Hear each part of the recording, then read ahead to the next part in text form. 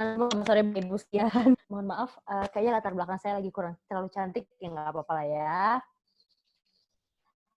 Selamat sore semuanya.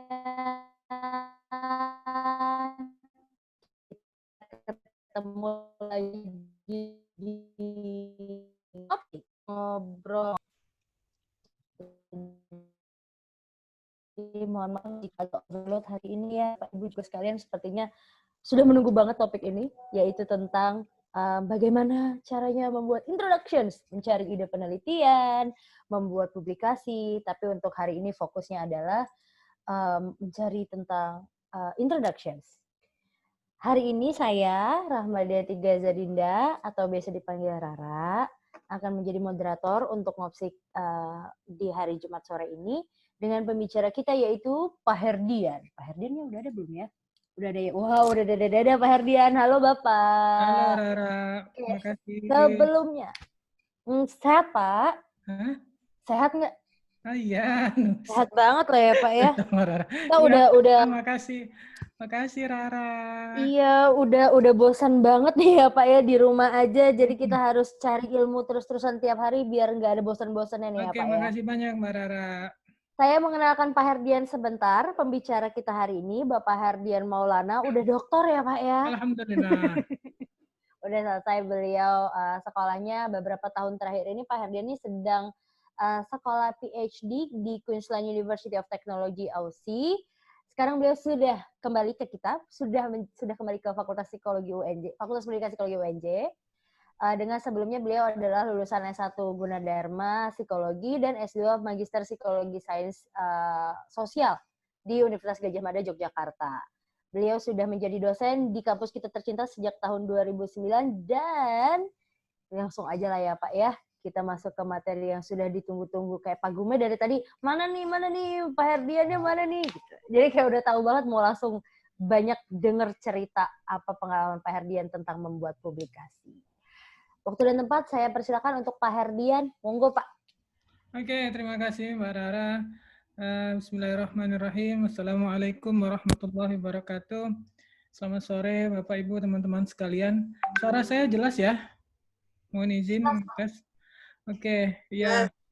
Terima kasih yang saya hormati para dekan dan wakil dekan dari Fakultas Psikologi, Pendidikan Psikologi Universitas Negeri Jakarta. Ada Pak Gum-Gum, Bu Ratri, dan Bu Lucy. Juga ada, saya juga mau terima kasih pada Ketua Prodi Psikologi, Bu Zarin, dan Ais dan kru semua yang sudah memungkinkan acara ini terselenggara. Juga Mbak Rara yang sudah bersedia sebagai moderator hari ini. Insya Allah nanti di pertemuan terakhir dari series Research and Publication ini, Mbak Rara juga akan menjadi narasumber. Jadi kita tunggu-tunggu nanti tentang satu materi yang juga saya rasa tidak kalah penting dan pas untuk menutup semua seri ini. Oke. Bapak Ibu sekalian, hari ini kita akan ngobrol-ngobrol sambil ngopi-ngopi, silahkan. Sambil makan pisang goreng, silahkan. Tentang satu materi yang menurut saya penting, agak serius, tapi sebetulnya bisa kita obrolin secara santai begitu. Jadi mohon izin saya akan men-share materi saya hari ini.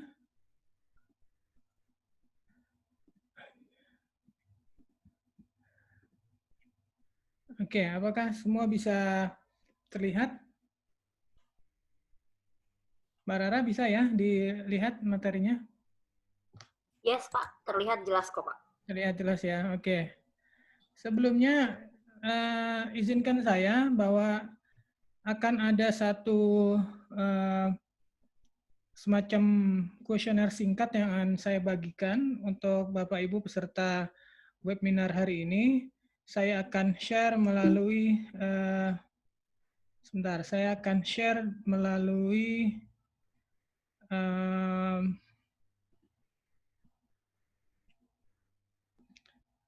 panitia.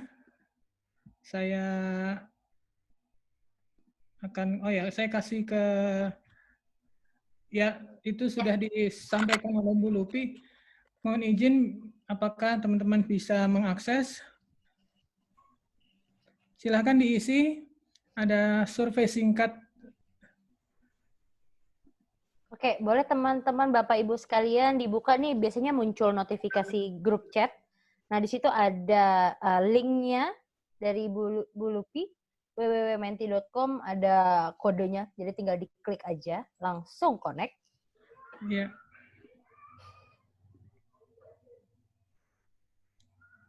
Oke. Sekarang saya mau izinkan men-share hasil survei singkat tadi.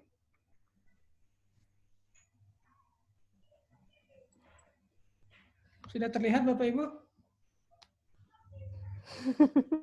Oke, jadi ada dua kategori sebetulnya yang saya buat, gampang sama susah. Itu simpel aja. Tadi dari pertanyaan di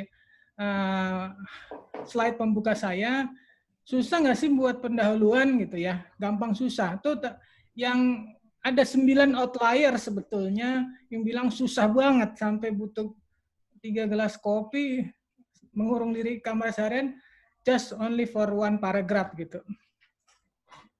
Jadi outliernya semakin banyak, ada 11. Jadi memang sebetulnya kalau begini, yang tengah itu susah emang ya. Jadi ya bahwa memang pendahuluan memang suatu hal yang menurut saya agak susah-susah gampang ya. Jadi susahnya 2 kali, gampangnya sekali. Jadi susah terus gampang. Dia tricky dan memang selalu saya sampaikan ke mahasiswa bimbingan skripsi saya bahwa bagian pendahuluan adalah 50% dari skripsi kalian gitu. Karena kalau sudah dapat pendahuluannya, sudah dapat apa yang mau ditulis dan dilakukan, itu berikutnya sebetulnya jauh lebih mudah, lebih terkontrol. Bab 2-nya, bab 3, kemudian sampai hasil, dan 5. Karena semua bab 2, 3, 4, 5 itu akan mengacu pada bab 1. Oke.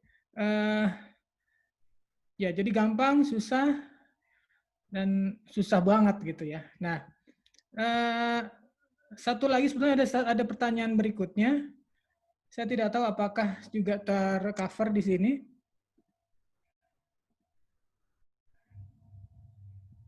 Sebentar.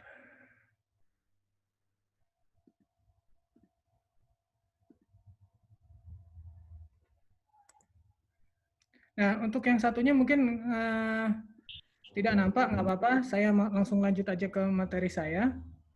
Jadi sebetulnya tadi dari yang digambarkan dari survei singkat bahwa memang membuat introduction atau bagian pendahuluan adalah satu hal yang challenging buat kita semua. Tapi apakah sebetulnya sesulit itu, begitu ya? Nah, sebetulnya tidak kalau kita tahu bagaimana cara membuatnya. Sampai hari ini pun seorang peneliti yang ulung gitu ya, expert, juga selalu menemukan tantangan-tantangan, kesulitan-kesulitan sendiri dalam membuat pendahuluan. Itu selalu dihadapi oleh semua orang. Tapi ada beberapa hal yang bisa saya share di sini, dan ini mudah-mudahan akan membantu teman-teman semua dalam membangun sebuah pendahuluan yang kuat. Yang pertama adalah pendahuluan itu baiknya harus bisa menarik pembaca. Ya, kalau misal konteksnya jurnal harus bisa menarik si reviewer. Saya ingat betul ada satu seminar tentang penulisan artikel ilmiah yang saya ikuti di sebuah konferensi, di mana menghadirkan waktu itu salah seorang reviewer dan memberikan tips pada audiens bahwa kalau dalam satu atau dua paragraf si reviewer tidak bisa menemukan hal yang menarik dari artikel Anda, maka sudah dipastikan artikel itu akan ditolak. Gitu. Jadi penting untuk kita untuk memiliki sebuah introduction atau pendahuluan yang engaging, yang bisa memicu rasa ingin tahu pembaca untuk kemudian dia meneruskan bacaannya, melanjutkan bacaannya ke artikel atau skripsi kita atau penelitian kita secara keseluruhan. Penting untuk membangun di pikiran mereka bahwa apa yang kita lakukan itu penting.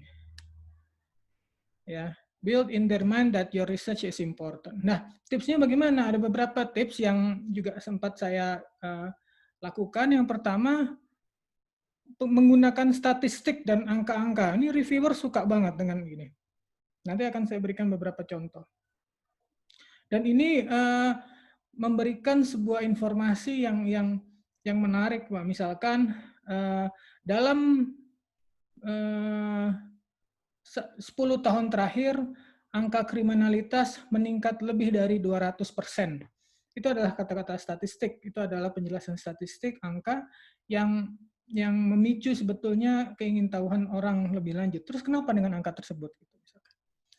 Yang kedua, selain menggunakan statistik dan angka-angka, kita bisa menggunakan sebuah narasi, cerita, atau quotes yang menarik.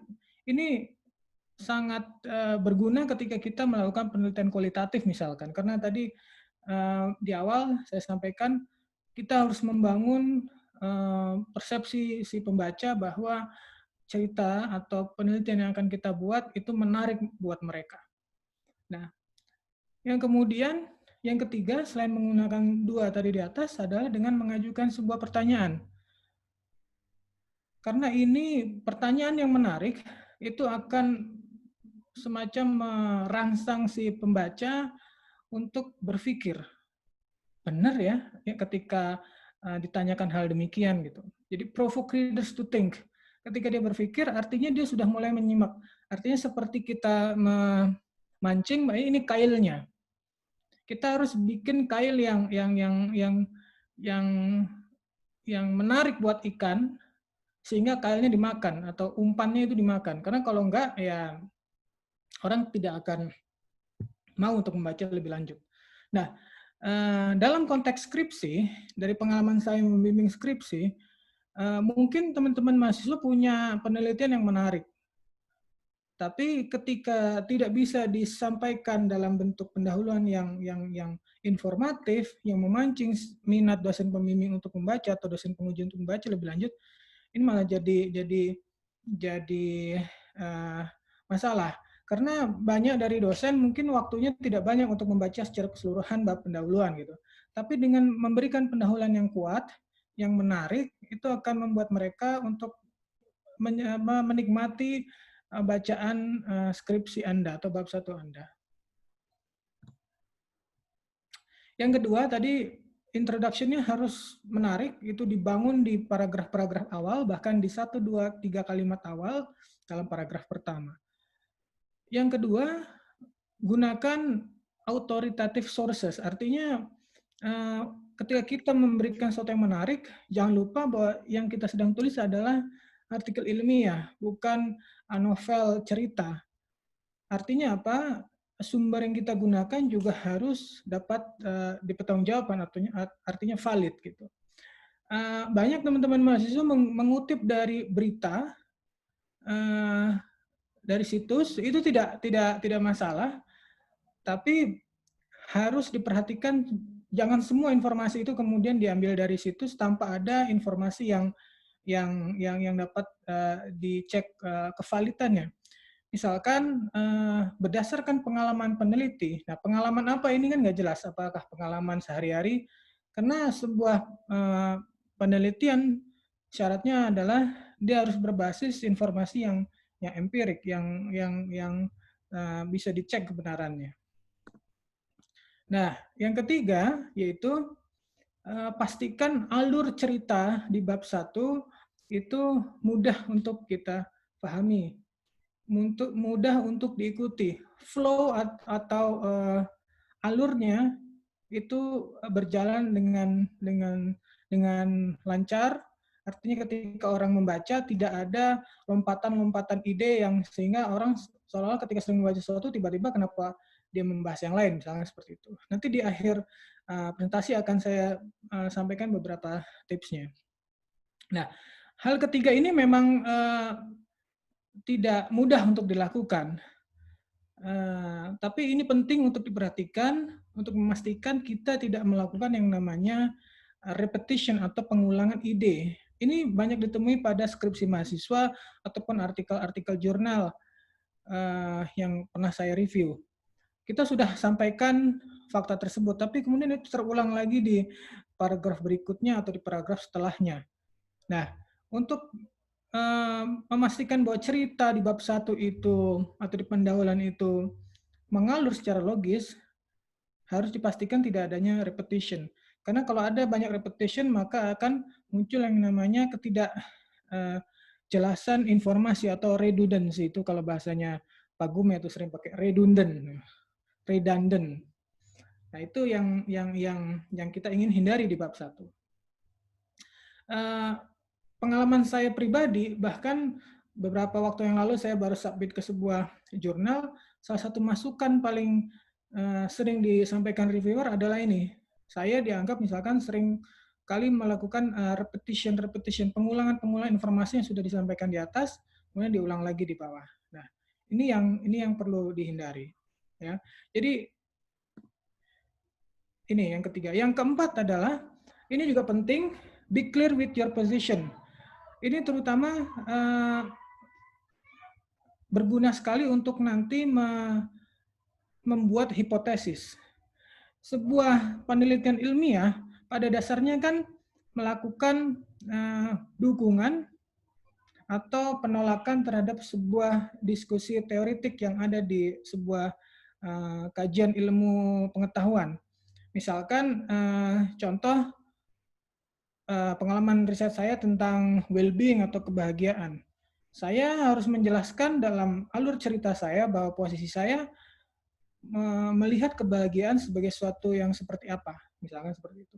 Atau misalkan kalau dalam penelitian misalkan academic performance atau prestasi siswa di sekolah gitu. Saya mau membuat sebuah penelitian di mana saya mengatakan bahwa faktor sosial lingkungan itu lebih kuat pengaruhnya dibandingkan faktor internal seperti bakat misalkan atau kreativitas dari si anak. Dari awal di pendahuluan saya harus membangun sebuah argumen yang mengatakan yang bisa ditangkap dari cerita saya bahwa saya ada di posisi itu gitu. Jadi ini adalah hal penting yang perlu diperhatikan. Di mana posisi kita gitu. Be clear with your position, supporting or against it. Dan yang terakhir, proses menulis itu adalah bagian dari bentuk seni. So writing is an art gitu ya. Jadi harus sabar, itu butuh waktu. Jadi nggak bisa memang solusi sekali tembak bahwa pendahuluan dalam satu malam 3 gelas kopi selesai pendahuluan, tidak. Jadi Anda butuh waktu, kadang-kadang Anda perlu endapkan dulu, perlu coba bikin bab yang lain dulu untuk nanti kembali lagi ke bab 1 gitu. Karena ketika kita terlalu jenuh, maka itu biasanya stuck tuh, mampet di situ sehingga bingung menulis apa lagi gitu. Anda juga cukup bisa itu mendiamkan itu terus melakukan hal yang lain. Jadi intinya sabar, butuh waktu dan ini berproses. Nah, 1, 2, 3, 4, dan 5 hal ini sebetulnya adalah esensi dari bagaimana melakukan membuat bab 1 yang strong, yang punya kekuatan meyakinkan pembaca. Nah, ini tentang deduktif dan induktif. Ini juga salah satu hal penting yang akan membantu kita untuk menciptakan alur yang pas, yang logis dalam penelitian kita. Nah, saya rasa Bapak Ibu dan teman-teman sekalian sudah cukup paham apa bedanya deduktif dan induktif. Jadi kalau deduktif ini biasanya seringkali dipakai di penelitian kuantitatif. Kita mulai dari sebuah hal yang sifatnya umum.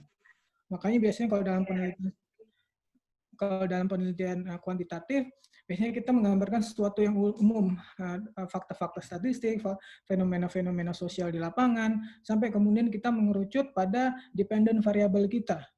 Variabel tergantung kita apa, kemudian kita mulai jabarkan ada beberapa faktor, misalkan, yang kemungkinan mempengaruhi variabel tersebut.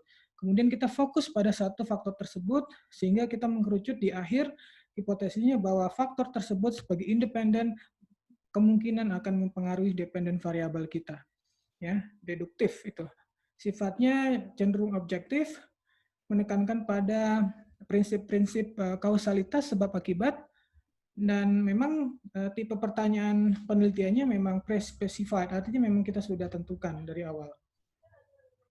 Nah, sementara yang induktif, ini lebih banyak dilakukan teman-teman di riset kualitatif, memang berangkatnya dari sebuah fenomena yang unik sampai kemudian nanti ke bawah agak sedikit umum, generic, sifatnya lebih pada subjectivity, informasi itu berkembang, bahkan pada kondisi-kondisi tertentu penelitian kualitatif tidak dimulai dengan judul, tapi dengan tema atau topik gitu. Karena judul itu bisa berkembang berdasarkan misalkan temuan-temuan di lapangan. Karena memang salah satu syarat untuk melakukan penggalian data kualitatif adalah misalkan tingkat saturasi data. Ini akan lebih lanjut dibahas oleh pemateri di pertemuan ke depan. Nah, ini penting untuk kita pahami karena ini akan memandu kita dalam memastikan flow atau alur tulisan kita di pendahuluan menjadi lancar.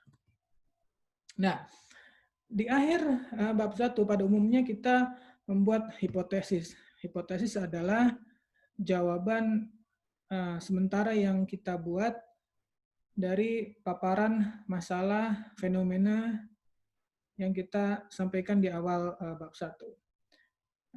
Pastikan dalam membuat hipotesis, kita menyatakan masalahnya yang ingin kita tuju. Ya. Yang kedua, pastikan ada variabel yang jelas untuk kita uji. Nah, oh ya, sebelumnya hipotesis pada umumnya memang dilakukan di penelitian-penelitian kuantitatif ya, yang melibatkan angka-angka atau numerik. Oke, yang ketiga, hipotesis harus bisa diuji. Jadi kalau hipotesis tidak bisa diuji, ya itu namanya sulit. Karena memang pada dasarnya penelitian itu adalah untuk melakukan uji ilmiah, empirik terhadap sebuah fenomena yang kita coba pahami dari sebuah teori. Di mana tadi di awal saya sampaikan posisi kita di mana, kontra atau pro. Nah, untuk menguji itu, maka dilakukanlah yang namanya analisis. Nah, pertanyaan awal itu untuk diuji adalah hipotesis, gitu ya. Hipotesis juga harus bisa menjelaskan apa yang kita harapkan dalam penelitian kita atau dalam sebuah eksperimen kita nantinya. Karena itu akan memandu analisis yang akan kita lakukan nantinya. Nah, hipotesis ini yang juga sering kali muncul di benak teman-teman mahasiswa harus terbukti. Artinya kalau kita bilang ada hubungan, ada pengaruh, berarti itu harus ada hubungan, harus ada pengaruh. Dan ketika hasil yang tidak ada hubungan dan tidak ada pengaruh, pusing kita. Pada dasarnya hipotesis adalah jawaban sementara. Dan jawaban sementara itu tidak harus selalu terpenuhi. Berdasarkan kajian analisis empirik yang kita lakukan, misalkan ternyata tidak ada hubungan seperti yang diharapkan. Nah, itulah kenapa di dalam bab 1 pentingnya kita untuk menjelaskan secara logis fenomena dari masalah yang kita kaji berdasarkan sumber-sumber yang otoritatif, yang valid, karena itu akan membantu kita untuk memastikan misalkan dugaan sementara kita atau hipotesis tadi itu bekerja sebagai mestinya atau diterima. Nah, ketika tidak diterima, maka ini juga yang akan memandu kita dalam penulisan di bab 4 atau pembahasan kenapa tidak bisa diterima misalkan. Ya. Jadi hipotesis tidak harus selalu bisa diterima. Sekarang untuk para dosen dan peneliti, sekarang sudah mulai banyak jurnal-jurnal bereputasi yang sudah menerima penelitian-penelitian yang tidak signifikan. gitu ya. Karena ada satu kajian menarik di satu seminar yang pernah saya ikuti, bahwa hari ini psikologi, nggak cuma psikologi sebetulnya, ilmu-ilmu sosial khususnya itu mengalami yang namanya eh, krisis replikasi gitu ya. Jadi sebuah penelitian itu pada dasarnya harus bisa direplikasi, dalam arti dia reliable. Seiring dengan berjalannya waktu, apakah teori tersebut betul-betul masih relevan. Satu contoh, kita mendasarkan pemahaman kita tentang proses belajar, misalkan itu dari teori eksperimen Pavlov, misalkan gitu. Kalau teman-teman psikologi yang paham, pasti memahami teori ini, eksperimen tentang stimulus dan respon. Kita menyandarkan pemahaman kita tentang bagaimana manusia merespon sesuatu berdasarkan stimulus itu dari teorinya Pavlov, dari eksperimennya Pavlov. Pertanyaannya, kalau eksperimen Pavlov kita lakukan hari ini, apakah masih bisa menunjukkan hal yang sama ketika dulu Pavlov melakukan itu? Nah, itu adalah replikasi, dan itu penting dalam sebuah penelitian. Ya, jadi kembali ke hipotesis, bahwa sebuah hipotesis tidak harus selalu terpenuhi. Justru ketika tidak terpenuhi, ini justru menambah informasi bahwa ternyata dugaan yang kita buat berdasarkan teori dan paparan yang kita buat dan uji analisis metode yang kita gunakan tidak tepat. Justru ketika semua penelitian harus signifikan, maka informasi itu tidak ada yang tidak bisa imbang, ketika kita akan sulit menentukan mana yang mudah dan mana yang benar, mana yang kurang. Oke, saya masuk ke practical things-nya, tips-nya. Oke, tips yang pertama dari saya adalah, yang pertama, structure is everything. Jadi menurut saya penting untuk kita semua sama-sama sebelum membuat bab 1 dibuat dulu kerangkanya. Kita mulai dari kerangkanya. Kenapa? Karena ini akan sangat membantu kita untuk mengelola ide-ide pokok dari setiap paragraf yang akan kita buat. Sebagai contoh, ini ada satu judul penelitian misalkan. Judulnya adalah "Apa Aku Bahagia?" Tanda tanya, tinjauan tipe kepribadian terhadap kebahagiaan pada remaja di Indonesia. Ini adalah kerangka dari bab pendahuluan. Di bab pendahuluan, saya akan membuat 1, 2, 3, 4, 5, ada 6 ide pokok yang akan saya kembangkan. Ide pokok pertama, saya akan bicara bahwa kebahagiaan adalah tujuan semua manusia. Suatu hal yang umum. Kembali ke slide saya di awal, penting untuk memastikan kail yang kita buat itu bisa ditangkap, bisa dimakan oleh pembaca atau reviewer. Sampaikan informasi yang menarik. Gunakan statistik, gunakan quotes, dan lain sebagainya. Kemudian di ide pokok kedua, setelah saya bicara sesuatu yang umum, saya akan mulai ngomong bahwa berdasarkan tugas perkembangan dan tuntutan sosial, remaja berusaha mencapai kebahagiaan dengan cara yang spesifik. Nah, saya mulai masuk ke konteks penelitian saya, yaitu kebahagiaan tapi pada remaja. Kemudian ide pokok berikutnya adalah banyak faktor yang mempengaruhi kebahagiaan remaja. Ini bisa berkembang menjadi 2 bahkan 3 paragraf. Ya. Tapi ide pokoknya adalah bagaimana menjelaskan faktor-faktor yang mempengaruhi kebahagiaan remaja. Misalkan ada faktor internal dan eksternal. Bisa dibagi menjadi 2 paragraf terpisah misalkan. Nah, kemudian ide pokok berikutnya adalah tipe kepribadian sebagai salah satu faktor yang penting untuk berkontribusi persepsi akan kebahagiaan. Ini adalah turunan dari ide pokok sebelumnya ketika saya bicara faktor-faktor. Ternyata dari salah satu faktor yang ada satu faktor yang akan menjadi fokus penelitian ini, yaitu tipe kepribadian. Di sini kita akan memperoleh sebuah transisi yang lebih halus dari satu paragraf ke paragraf lain ketika kita bicara berdasarkan ide pokok yang sudah kita susun. Nah, kemudian berikutnya, setelah kita menjelaskan fenomena berdasarkan juga teori yang ada, maka penting juga dalam bab 1 kita mengadres yang namanya gap penelitian atau celah kajian yang belum pernah dilakukan, atau sebuah ruang di mana orang belum banyak bicara tentang itu misalkan. Sehingga itu yang membuat kenapa penelitian ini penting dilakukan. Di mana di sini bisa tergambar dari ide pokok berikutnya. Penelitian tentang kebahagiaan sudah dilakukan, namun belum banyak yang fokusnya ke remaja. Sehingga ini menjadi titik kuat dari penelitian ini nantinya. Nah, kita akan semakin mengerucut pada hipotesis atau dugaan kita sementara bahwa perbedaan tipe kepribadian itu akan dapat mempengaruhi variasi tingkat kepribadian remaja. Nah, ini adalah ide-ide pokok yang bisa kita kembangkan menjadi paragraf-paragraf. Dengan adanya ide pokok, kita bisa memastikan bahwa tidak akan ada yang namanya pengulangan atau repetition ide. Jadi, jelas bahwa di paragraf pertama, kedua, kita bicara kebahagiaan sebagai suatu hal yang umum, sebagai suatu hal yang penting. Paragraf berikutnya kita akan bicara tentang remaja. Paragraf berikutnya kita akan bicara faktor yang mempengaruhi kebahagiaan dan remaja. Main idea berikutnya, kemudian dicurahkan ke dalam bentuk paragraf berikutnya, kita bicara tentang tipe kepribadian sebagai faktor penting. Sampai kemudian nanti merucut ke hipotesis. Nah, itu tips yang pertama. Dan yang kedua, penting untuk kita selalu mendukung ide yang kita buat itu dengan data. Supporting idea itu penting. Untuk apa? Untuk memperkuat argumen kita. Saya masih menggunakan dengan contoh yang sama. Saya menggunakan ide pokok pertama, yaitu kebahagiaan adalah tujuan semua manusia. Di sini saya mengatakan bahwa kebahagiaan itu adalah suatu hal yang penting buat kita semua. Itu adalah ide pokok saya. Tapi apa buktinya? Apa dukungan dari klaim saya itu?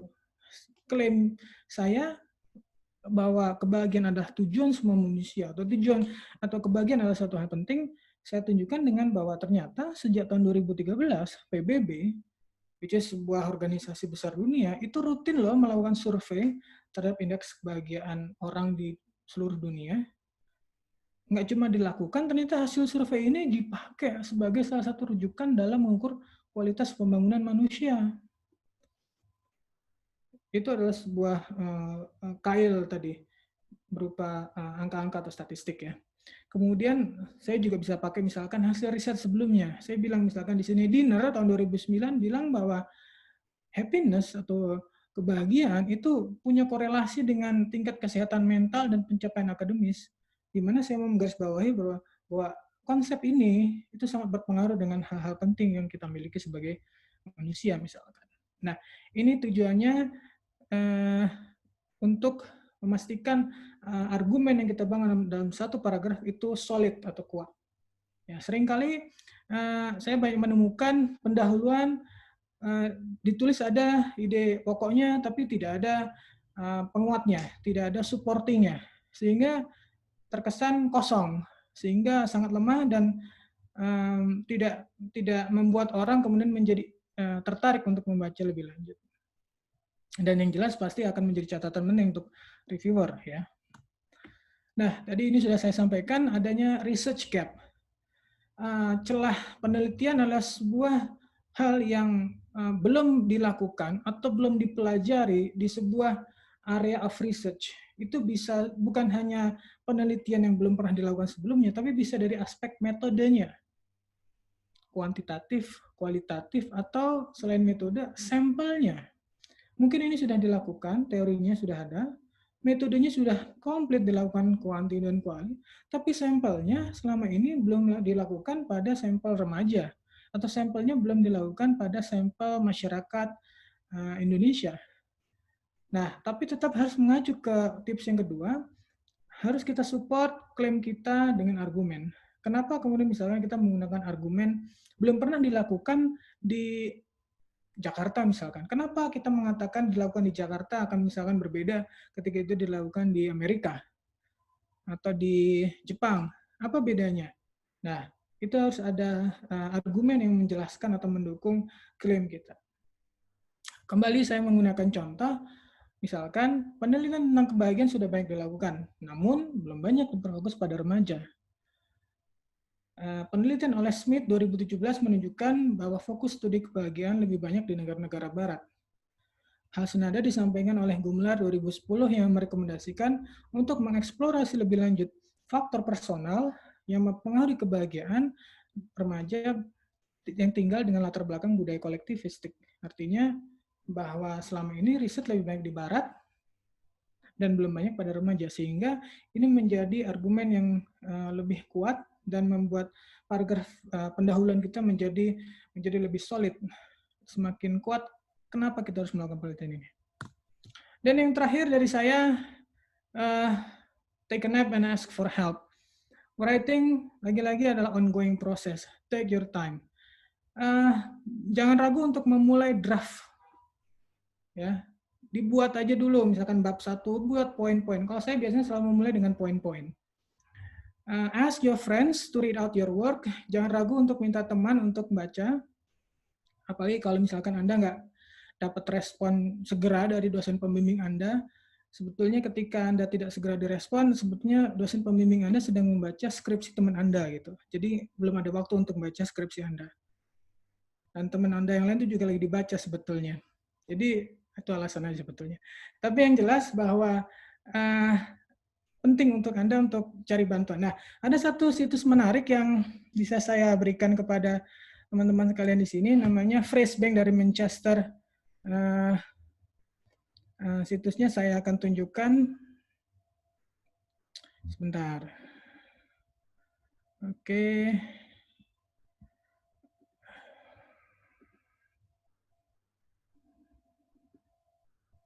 Ya. Ini adalah sebuah situs yang dikelola University of Manchester. Situs ini berisi tentang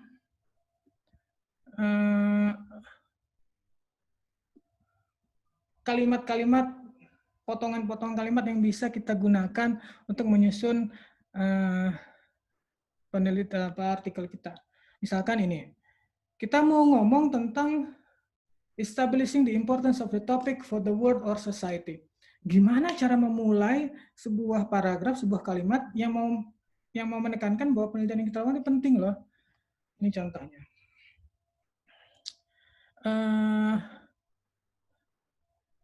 Misalnya gini. There is evidence that X play a crucial role in regulating. X itu bisa diganti dengan variabel penelitian kita. Jadi ini memberikan kita inspirasi untuk kira-kira bagaimana memulai kalimat yang oke. Misalkan, there is a growing body of literature that recognize the importance of well-being or happiness in adolescence. Itu udah jadi satu kalimat tuh. Nah, itu bisa kita pakai dari sini. Atau kita mau bilang establishing the importance of the topic for the discipline. Kita bisa ngomong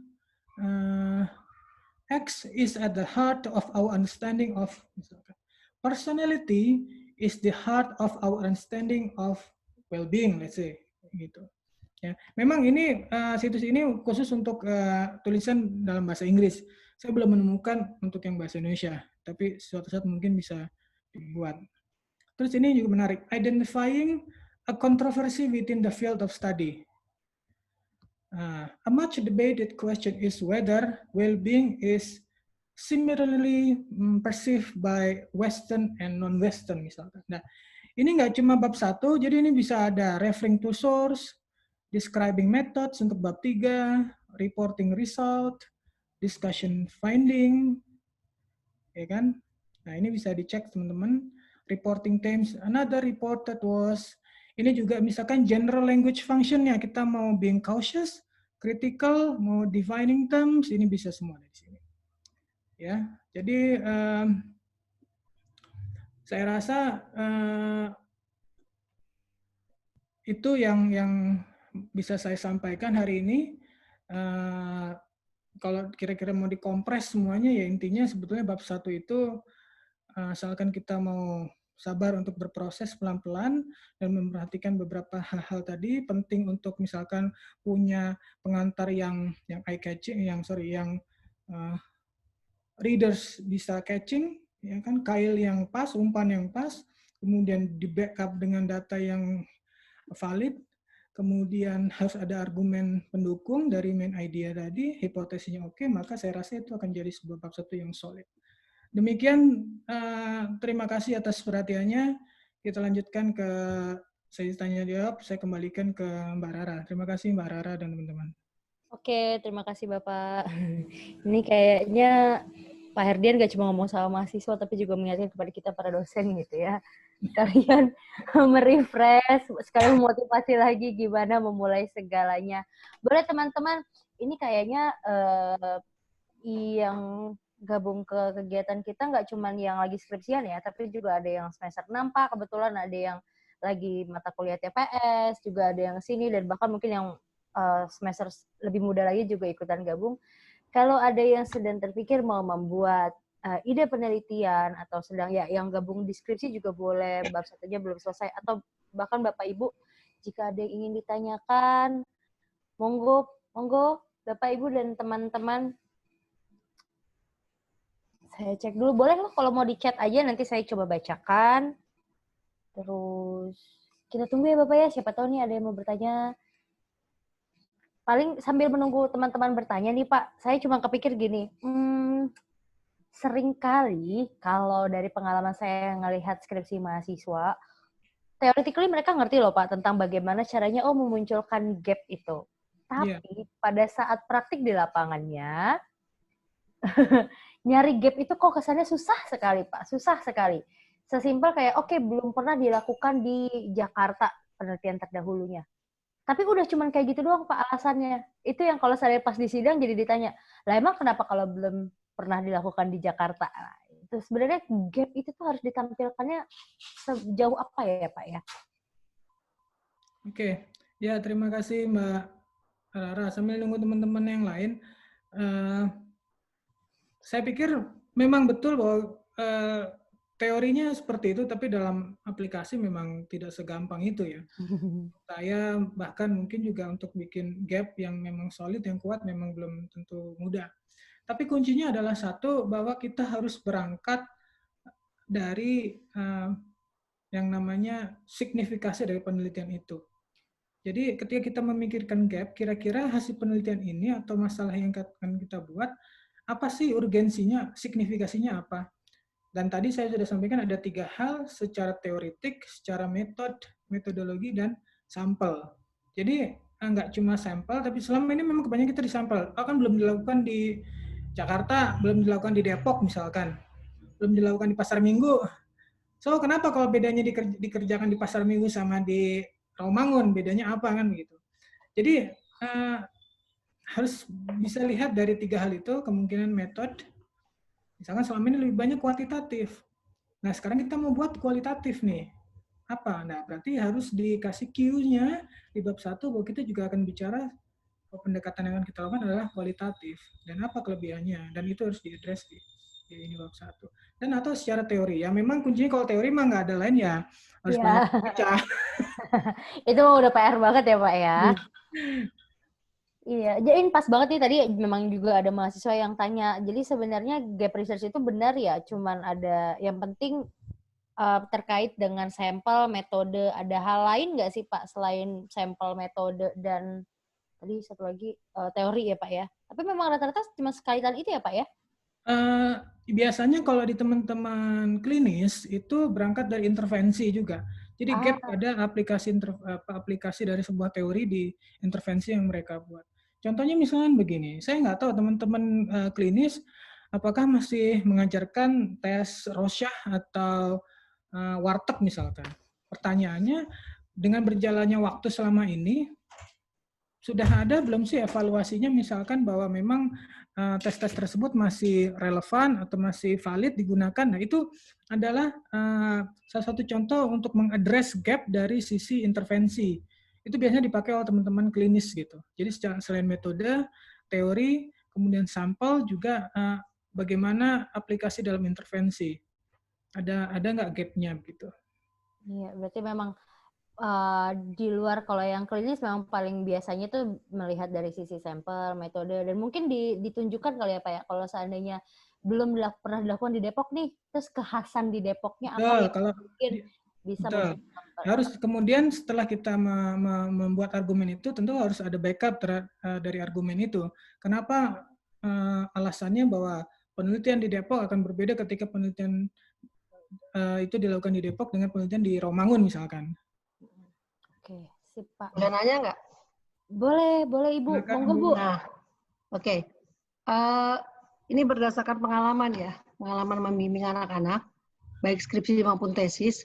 Itu kan sebagian besar mengajukan sebuah penelitian itu, ini kan saya tadi nggak ngikutin apa yang disajikan Kang Herdian karena terlambat masuk, minta Ya, maaf. enggak Bu, silakan. Jadi saya melihat begini, mau bimbing tesis ke, apakah itu skripsi atau pernah juga sekali-sekali saya bimbing disertasi, itu sebagian besar orang itu melakukan riset tuh karena gini, kayaknya ini enak deh kalau aku teliti, kayaknya saya kepengen, jadi hanya karena keinginan, terus kan penasaran kalau nggak diteliti gitu. Nah itu jadi pada argumen-argumen yang yang asumsi sifatnya. Terus saya melihat juga terjadi kesulitan kalau orang mulai akan melakukan sebuah riset dari pemikiran yang seperti itu. Jadi saya melihatnya termasuk diri saya juga, waktu saya menyelesaikan S2, S3 itu, kalau kita nggak pernah baca gitu riset-riset sebelumnya, kita boleh tertarik pada sesuatu. Tapi kita udah cuma tertarik doang, jadi bikin aja gini, kira-kira kayaknya ini ada hubungannya deh, ini kayaknya ada pengaruhnya kan. Nah seperti itu. Jadi saya melihatnya bahwa sebetulnya karena kita tuh masih punya keterbatasan dalam membaca atau mengkaji riset-riset orang yang sebelumnya tentang hal itu yang kita tertarik gitu, sehingga kita bingung gitu. Nah, jadi waktu saya membimbing mahasiswa pun saya seringkali minta mereka, kamu kalau tertarik ini baca dulu 10 jurnal tentang ini. Nah, riset isu yang dia tertarik gitu. Setelah dia baca, saya suruh dia balik lagi. Nah, terus mereka bikin summary, apa yang mereka temukan setelah mereka baca 10 jurnal itu tentang isu itu yang mereka tertarik gitu. Jadi mereka biasanya nelitinya dari perspektif mana sih, metodenya kayak apa dan seterusnya. Itu saya kerjakan, walaupun mungkin anak-anak itu ngomel kali ya, saya nggak tahu lah ngomel apa enggak, tapi jadi mereka susah nggak bisa nulis gitu kalau cuma baca buku teori gitu. Bener nggak itu apa yang saya tangkap dari pengalaman bimbing gitu? Ya, saya langsung jawab ya Mbak Rara. Iya, monggo Pak, monggo. Oke, baik Bu Gantina, terima kasih banyak atas pertanyaannya. Ya, sebetulnya itu mewakili saya dan mungkin Bapak Ibu dosen dan sebagian yang hadir juga para mahasiswa. Jadi harap dengarkan para dosen Anda ini yang dipikirkan pada kalian. Jadi sebetulnya ini masalah yang dihadapi hampir semua orang gitu ya, para peneliti senior, yang baru nulis gitu. Memang kuncinya adalah ketekunan kita untuk membaca dan memahami fenomena tersebut. Tapi memang yang seringkali jadi masalah juga, seringkali kita melakukan penelitian itu bukan teori driven, tapi data driven. Datanya kita punya dulu, baru kita sesuaikan teorinya. Atau teori berjalan seiring dengan pengambil data gitu. Ini menurut saya sih ya sebuah fenomena yang wajar bagi saya, terutama yang masih belajar gitu ya. Tapi memang idealnya sebuah penelitian itu dia harus teori driven kalau menurut saya, khususnya untuk kuantitatif, karena kita harus berangkat dari posisi kita terhadap sebuah isu tersebut, gimana kemudian mengajukan hipotesis. Ya buat mahasiswa saya rasa juga ini penting untuk kalian menyempatkan sedikit lebih banyak waktu untuk membaca. Makanya tadi di awal saya bilang kalau nggak cukup 3 gelas ya mungkin dibikin kopi di dalam galon buat direfill gitu, terus berkurung diri di kamar gitu. Jadi albumnya minggu lalu udah cerita. Jadi memang harus spare some time untuk baca gitu. Ya, nah terus sekarang kita ya, saya terutama karena kebanyakan tugas, jadi membaca itu memang menjadi kacau gitu. Jadi kacau balau. Saya kayak gitu. merasa dibaca sendiri Bu. Jadi aduh berantakan gitu. Tapi kalau bimbing mahasiswa kan karena harus baca, ya jadi saya baca itu pemikiran-pemikiran mereka. Jadi ya itu membimbing itu juga mendorong saya untuk membaca akhirnya. Baca juga jurnal yang dia baca gitu. Baca juga teori variabel yang mereka gunakan, kayak gitu. Itu jadi ya di situ ada kesempatan sih. Jadi masih bersyukur karena membimbing mahasiswa itu mendorong juga memaksa kita atau mengkondisikan saya khususnya pribadi untuk membaca gitu. Nah, hal lain menurut saya Kang Herdian nih, udah kita baca macam-macam. Ini kan kadang-kadang juga sulit. Udah tahu banyak gitu. Terus menulisnya tuh gimana, kan agak rumit tuh. Menulis yang tadi dikatakan saya baca tuh note-nya dari Mbak Ana. Jadi kayak clipping gitu kan.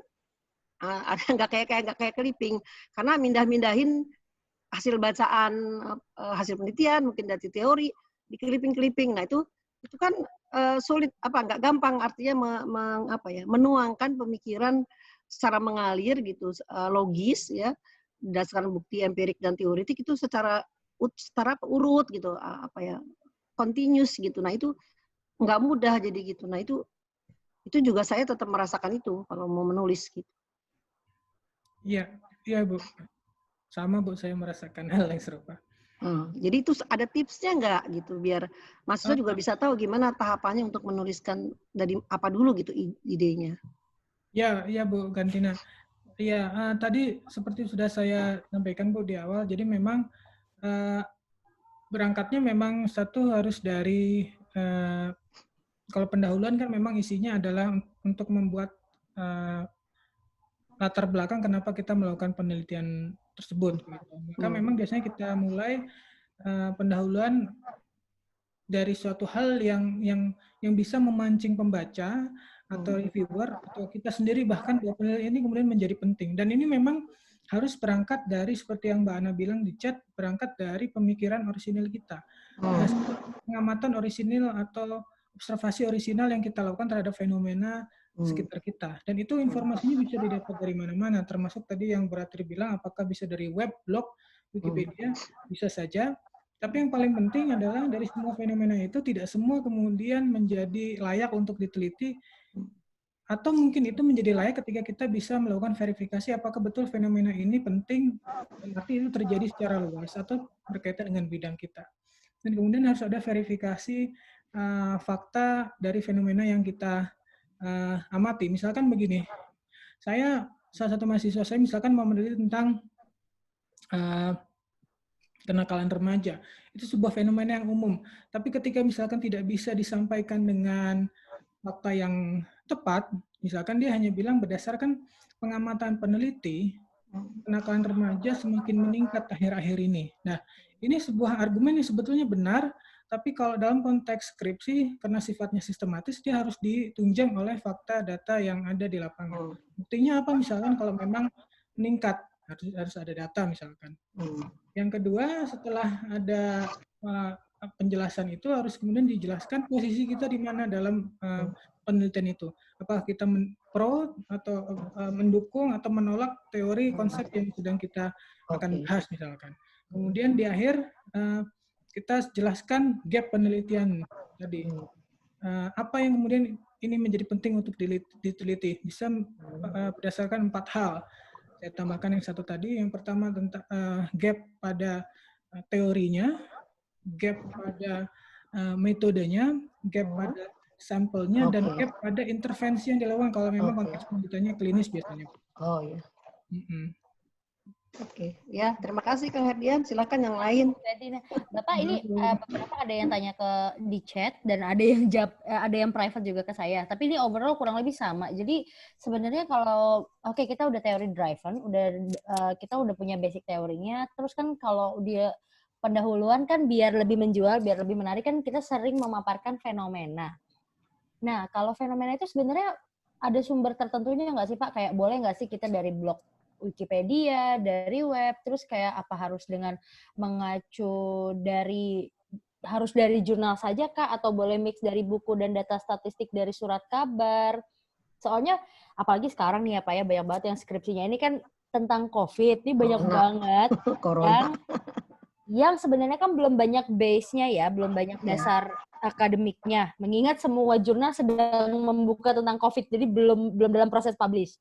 Jadi masih terbatas banget dan mentok tuh bahkan kisah-kisah orang-orang di sosial media, ada di jurnal atau di web berita online gitu. Nah itu kira-kira sebenarnya boleh nggak sih Pak dapat referensi untuk latar belakang ya dari blog, Wikipedia atau sumber yang bukan jurnal atau buku? Ya, terima kasih Mbak Rara. Sebetulnya sangat nggak masalah ya. Tadi seperti yang disampaikan Bu Ratri dan Bu Lupi, apakah bisa dari web yang Wikipedia yang sifatnya umum atau misalkan apakah hanya mengacu ke jurnal saja, sebenarnya enggak gitu. Tapi berdasarkan pengamatan. Nah, pengamatan itu juga tentunya harus bersyarat, artinya tidak semua pengamatan kita bisa klaim sebagai suatu hal yang penting atau layak kita teliti. Harus diverifikasi. Artinya misalkan contoh ketika teori psikoanalisa pertama kali muncul ketika digagas oleh Freud, dia berangkat dari hasil observasi harian dia pada pasien-pasien di rumah sakit jiwa di Vienna, Austria.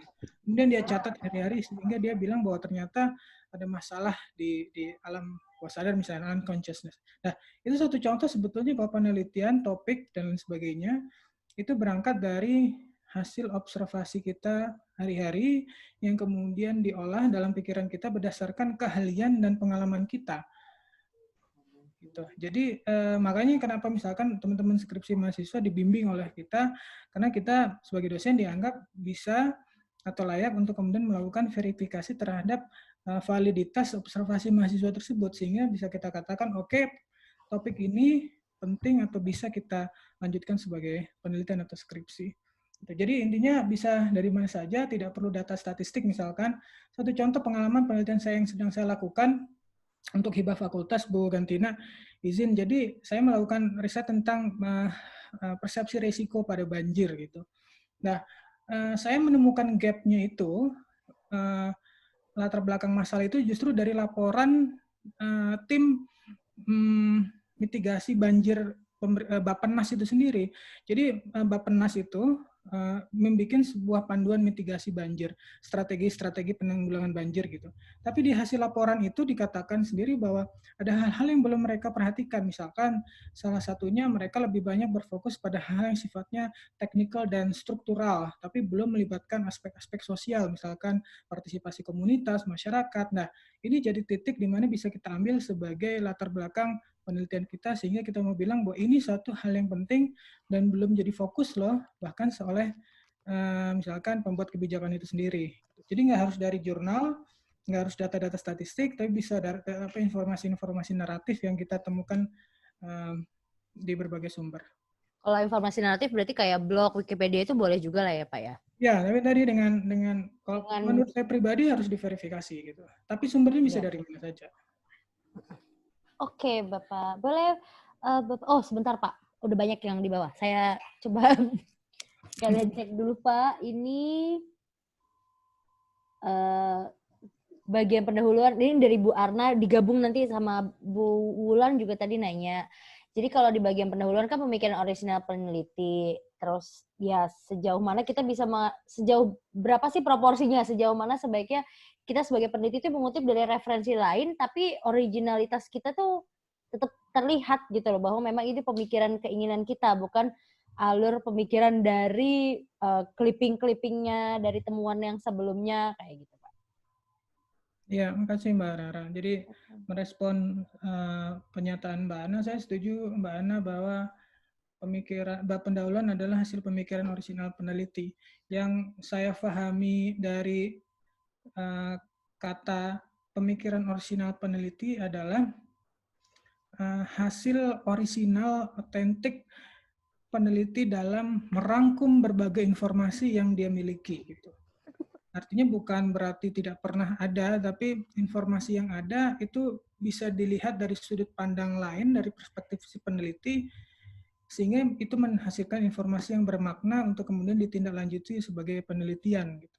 Nah, berapa banyak kalau Bu Wulan tanya, ya saya tidak, sepanjang pengetahuan saya tidak ada patokan resmi persentase, kecuali kalau nanti cek Turnitin mungkin ada persentase, tapi tidak ada persentase saklek kalau menurut saya, tapi ukurannya adalah sejauh mana semua klaim atau pengamatan orisinil yang kita buat itu benar-benar bisa diverifikasi dari misalkan penelitian sebelumnya, gitu loh.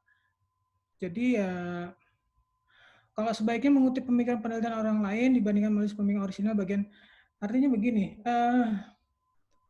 tadi yang saya pahami adalah pemikiran orisinil artinya bukan berarti suatu hal yang belum pernah orang lain pikirkan, tapi adalah sudut pandang atau perspektif kita yang kita hasilkan dari hasil kita membaca, merangkum, menjahit informasi-informasi dari peneliti-peneliti yang lain sehingga ada sudut pandang baru gitu. Mantap. Mungkin ya itu lah, memang balik lagi ya Pak ya, lebih ke yang penting flow-nya, gak perlu ada presentasi spesifik, tapi segala ide yang kita compile dari berbagai sumber, terus kita koherensikan dengan bahasa kita sendiri gitu ya Pak ya, hingga menjadi ide penelitian kita. Oke. Ada lagi teman-teman, Bapak Ibu sekalian yang ingin bertanya, coba saya cek lagi, takut ada yang keskip. Oh, ada baru lagi Pak yang nanya. Berarti kejelian peneliti juga harus, peneliti itu dituntut untuk jeli ya Pak, untuk melihat masalahnya, itu kata Bu Ratri gitu. Ya, setuju Bu Ratri. Memang harus, karena memang satu syarat sebagai peneliti adalah critical thinking-nya harus kuat. Semoga ada teman-teman skripsi saya di sini. Ya, dan saya juga masih belajar terus. Memang kita sama-sama belajar untuk hal ini. Ya, karena tulis tuh nggak akan pernah berhenti untuk dari belajar ya Pak ya. Memang ya, kita itu work in progress ya. Berapapun yang udah punya banyak artikel, banyak tulisan, tetap aja ketika harus menulis lagi, itu akan belajar ulang, melewati segala fasenya lagi gitu. Persis. Jadi saya pengen skripsian lagi aja gitu Pak, yang dikerjain biar nulis aja gitu Pak. Enak kalau Mbak Rara gitu lagi disertasi Mbak Rara itu nanti. Kalau Mbak Rara itu masih ada kesempatan disertasi ya. Kan kiri ya Bu, kayak pengen gitu loh Bu, skripsian aja. Pengennya nulis doang kan? Iya betul. Oke, Bu Ana ini bilang bukankah skripsi hanya ajang untuk latihan meneliti bagi mahasiswa? Sejauh mana ya tuntutan sebenarnya untuk bagian pendahuluan bagi mahasiswa S1? Wah, langsung berat nih Pak. Harusnya ada prodi di sini ya. Ya, Pak. Ya Mbak Rara, ya betul persis sebetulnya Bu Ana. Memang saya ketika menyampaikan materi ini juga sebenarnya agak sedikit bingung antara menyampaikan materi ini untuk mahasiswa S1 atau untuk teman-teman dosen gitu. Karena pasti tuntutannya beda. Tingkat kompleksitas penelitian, tingkat kedalaman kajian, kejelian, kemudian sophisticated dari masalah yang diteliti pasti beda. Kalau saya pikir sih untuk S1 sudah ada standarnya oleh prodi gitu ya. Tapi menurut saya bahkan ini pendapat saya pribadi, bukan cuma S1 sebetulnya, S1, S2, bahkan S3 sekalipun adalah proses melakukan latihan meneliti. Jadi saya ingat banget dulu pembimbing saya pembimbing S3 mengatakan bahwa S3 adalah latihan menjadi researcher. Makanya ketika lulus seorang mahasiswa doktoral itu kalau kebetulan di Australia itu mendapatkan sebutan sebagai early career researcher. Jadi memang peneliti yang memang masih pemula, masih newbie begitu. Jadi ya S1, S2, dan S3 memang semua berlatih ya ibarat kayak karate, ada ban-bannya, ada sabuknya. Latihan di S1 dengan latihan di S2 tentu saja berbeda, begitu juga di S3. Tapi intinya masih proses belajar. Bebannya seperti apa, saya tidak bisa menjawab secara spesifik, karena itu nanti terkait dengan kerangka kompetensi mungkin itu ya Bu Ana. Tapi yang jelas saya setuju dengan Bu Ana bahwa skripsi adalah latihan gitu. Iya, jadi memang sebenarnya sih kalau untuk dalam konteks penulisan jurnal dan skripsi itu cukup berbeda jauh. Cuman memang setelah saya merasakan dulu saat S1 harus membuat skripsi yang cukup panjang, kemudian pas S2-nya saya harus menulis yang singkat karena dalam bentuk tesis saya kebetulan dalam bentuk format jurnal, artikel. Sebenarnya sih skripsi itu sangat memfasilitasi teman-teman untuk belajar, meneliti, termasuk alur berpikirnya. Karena kalau di skripsi, kalau yang saya evaluasi ke diri ya Pak, kita tuh benar-benar bisa pelan-pelan runut gitu loh. Oh kayaknya ini harus ditambahkan, bisa ditambahkan ini. Oh ini harusnya bridging-nya seperti ini biar lebih flow, lebih smooth, flow-nya lebih smooth gitu. Cuma memang pada saat jurnal kita udah nggak ngelihat flow-nya smooth lagi, tapi bagaimana logicalnya harus jalan, step by step-nya mau sebenarnya nggak ada bridging-nya, kayak ini kayaknya lompat gini, tapi semua logikanya nyampe, yang penting itu. Jadi kayaknya memang kalau di S1 yang saya tangkap sih Pak, memang kita benar-benar harus belajar berpikir runut Pak. Saya setuju dengan Mbak Rara bahwa sebetulnya saya melihat skripsi itu lebih pada latihan mahasiswa untuk berpikir sistematis lah begitu. Jadi ya memang tidak bisa kita juga berharap bahwa tuntutan S1 sama dengan S2 dengan S3 gitu, ada tahapannya. Tapi yang perlu pentingnya ide dasarnya adalah bagaimana melatih untuk berpikir sistematis, menempatkan hal secara urut dan pada tempatnya gitu. Oke, Pak Herdi, makasih ya. Makasih Bu Ana.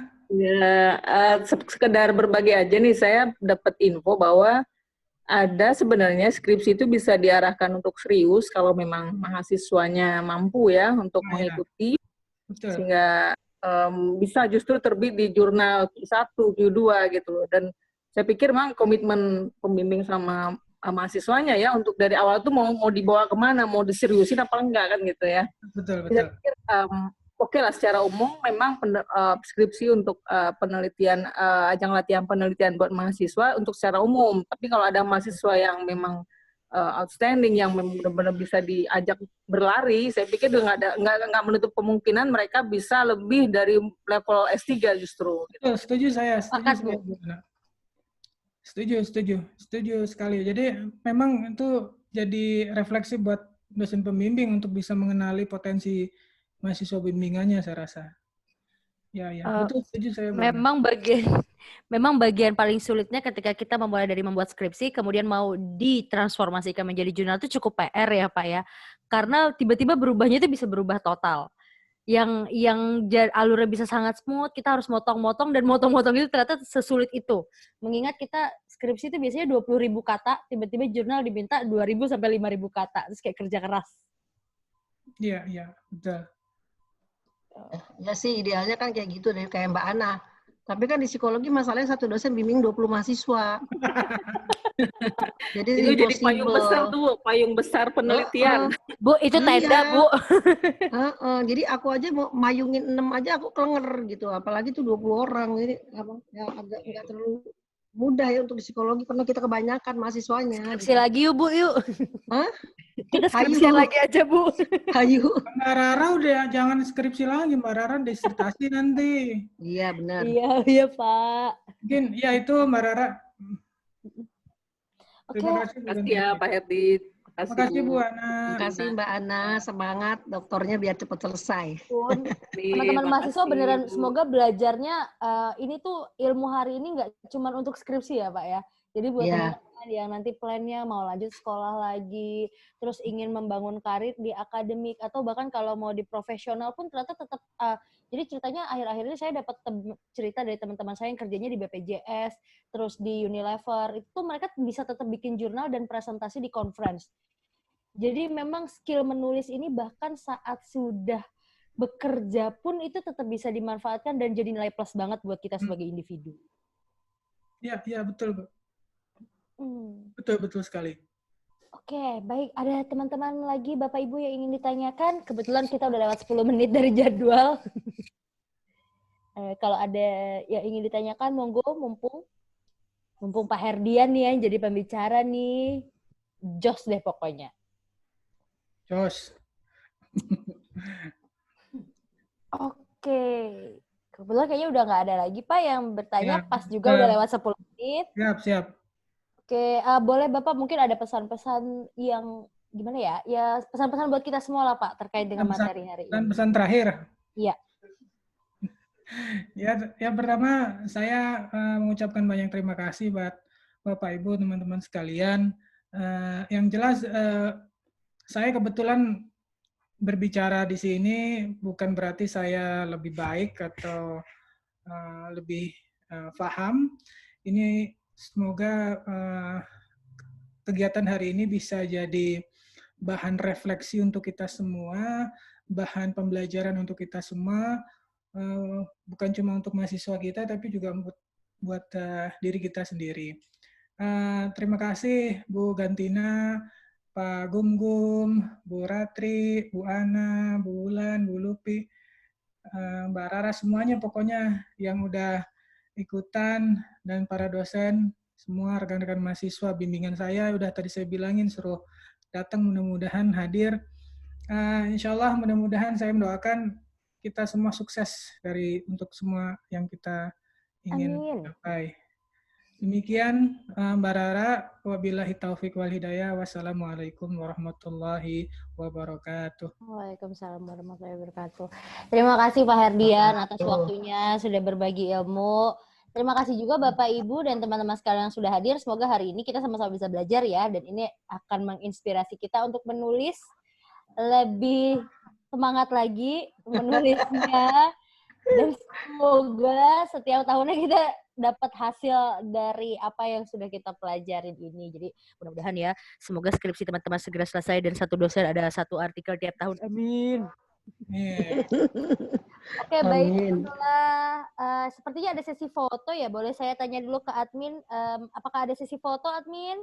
Iya, ada Kak. Sesi foto seperti biasa. Oke.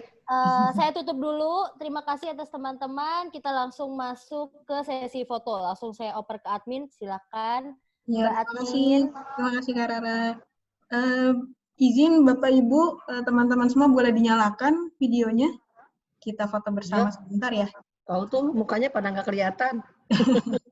Sembunyi pakai mukena, kata Mbak Ratri juga suruh pakai mukena. Iya, yang belum pakai jilbab mungkin. Nah tuh, Mbak Ana pakai mukena. Saya nggak usah ya, Bu. Iya nggak usah. Ntar ngalahin Mbak Ratri cantiknya kalau pakai mukena. Pak Gume, pecinya nggak dipakai Pak Gume. Mana Kak Gume?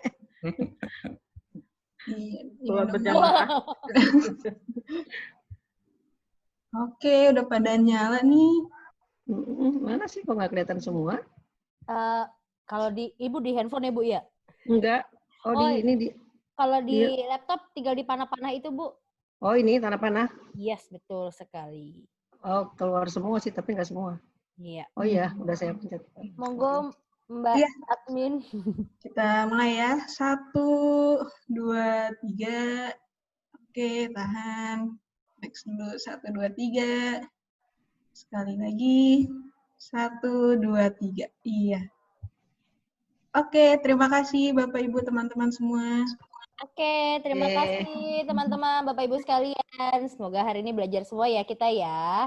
Silakan untuk Bapak Ibu atau teman-teman yang lewat Kopsik hari ini atau ingin melihat kembali, bisa dilihat di YouTube channel Prodi Psikologi. Wah, mantap. Iya. Mantap sekali. Oke, silakan teman-teman jika ingin live, Bapak Ibu sekalian. Saya tidak tahu kalau dosen apakah ada. Oh, nggak ada sepertinya, jadi tidak apa-apa. Dipersilakan. Udah mau maghrib juga ya? Makasih ya Rara. Ya, iya, terima kasih. Mbak Ana, makasih Mbak Ana. Terima kasih Kang Heri, terima kasih Mbak Rara. Terima kasih Mbak Lupi. Ih, Mbak Lupi enak banget udah kekepan bantal. Nutupin Bu, nutupin. Sampai ketemu lagi, semoga sehat semua. Ibu, terima kasih Bu Gantina. Assalamualaikum. Makasih ya Pak Gum-Gum ya Pak Gum-Gum. Ya, Jos, keren. Minggu depan nggak diumumin tadi lupa. Minggu depan Mbak Ana. Oh Mbak Ana minggu depan ya udah nonton nanti. Mantap. Ya, makasih banyak Bu Gantina. Ya, terima kasih banyak. Ya.